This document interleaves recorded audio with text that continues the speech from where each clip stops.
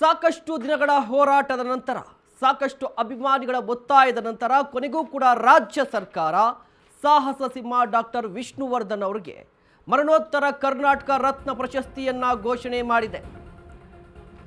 Doctor Vishnuvardhan ಅವರಿಗೆ ಮರಣೋತ್ತರ ಕರ್ನಾಟಕ ರತ್ನ ಘೋಷಣೆಯಾಗಿದೆ.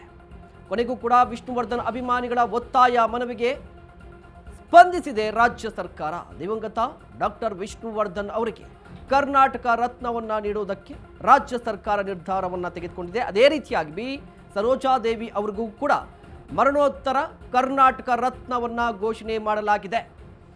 ಸಾಕಷ್ಟು ವರ್ಷಗಳ ಹೋರಾಟ, ವಿಷ್ಣು ದಾದಾ ಅಭಿಮಾನಿಗಳ ಸಾಕಷ್ಟು ವರ್ಷಗಳ ಹೋರಾಟ, ಕಣ್ಣೀರು, ಇದರ ಜೊತೆಗೆ ಸಾಕಷ್ಟು ಮನವಿಗಳ ನಂತರ ಇತ್ತೀಚೆಗೆ ಅಭಿಮಾನ್ ಸ್ಟುಡಿಯೋದಲ್ಲಿ ವಿಷ್ಣು ದಾದಾ ಅವರ ಸಮಾಧಿಯನ್ನು ನೆಲಸಮಾಧಿ ಮಾಡಲಾಗಿತ್ತು. ಅದಾದ ನಂತರ ಒಂದಿಷ್ಟು ಹೋರಾಟಗಳಾಯಿತು, ಕಣ್ಣೀರು ಹಾಕ್ಕೊಂಡ್ರು. ಅಂತೂ ಇಂತೂ ಕೊನೆಗೂ ಕೂಡ ರಾಜ್ಯ ಸರ್ಕಾರ ಒಂದು ಗುಡ್ ನ್ಯೂಸನ್ನು ಕೊಟ್ಟಿದೆ. ಸೆಪ್ಟೆಂಬರ್ 18ನೇ ತಾರೀಕು ವಿಷ್ಣುವರ್ಧನ್ ಅವರ ಜನ್ಮದಿನ. ಈ ಜನ್ಮದಿನಕ್ಕೆ ಗುಡ್ ನ್ಯೂಸನ್ನು ಕೊಟ್ಟಿದೆ ರಾಜ್ಯ ಸರ್ಕಾರ. ರಾಜ್ಯದಾದ್ಯಂತ ಇರುವಂತಹ ವಿಷ್ಣುವರ್ಧನ್ ಅವರ ಅಭಿಮಾನಿಗಳು ಈಗ ತುಂಬ ಸಂಭ್ರಮಾಚರಣೆಯಲ್ಲಿ ತೊಡಗಿಕೊಂಡಿದ್ದಾರೆ ಅಂತ.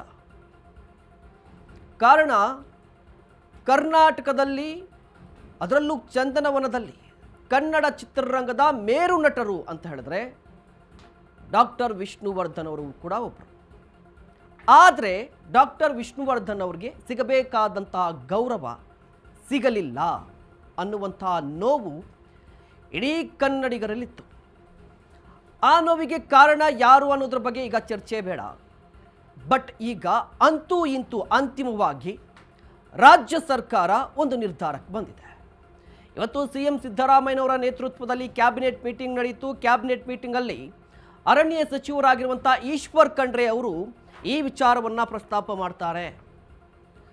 ಈಶ್ವರ್ ಖಂಡ್ರೆ ಅವರು ವಿಚಾರವನ್ನು ಪ್ರಸ್ತಾಪ ಮಾಡಿ, ನೋಡಿ, ವಿಷ್ಣುವರ್ಧನ್ ಅವ್ರಿಗೆ ಕರ್ನಾಟಕ ರತ್ನವನ್ನು ಕೊಡಬೇಕು ಅಂತ ಸಾಕಷ್ಟು ಮನವಿಗಳೇ ಬಂದಿದೆ, ಸೊ ಅವರಿಗೆ ಘೋಷಣೆ ಮಾಡಬೇಕು ಅಂತ ಹೇಳ್ತಾರೆ. CM ಸಿದ್ದರಾಮಯ್ಯನವರು ಕೂಡ ಹೌದು, ಈ ಕ್ಯಾಬಿನೆಟ್ನಲ್ಲಿ ಆ ನಿರ್ಧಾರಕ್ಕೆ ಬರೋಣ ಅಂತ ಹೇಳಿ ಅಂತಿಮವಾಗಿ ಈಗ ಘೋಷಣೆ ಮಾಡಿದ್ದಾರೆ. ವಿಷ್ಣು ದಾದಾಗೆ ಕರ್ನಾಟಕ ರತ್ನ ಘೋಷಣೆ ಮಾಡಿದ್ದಾರೆ.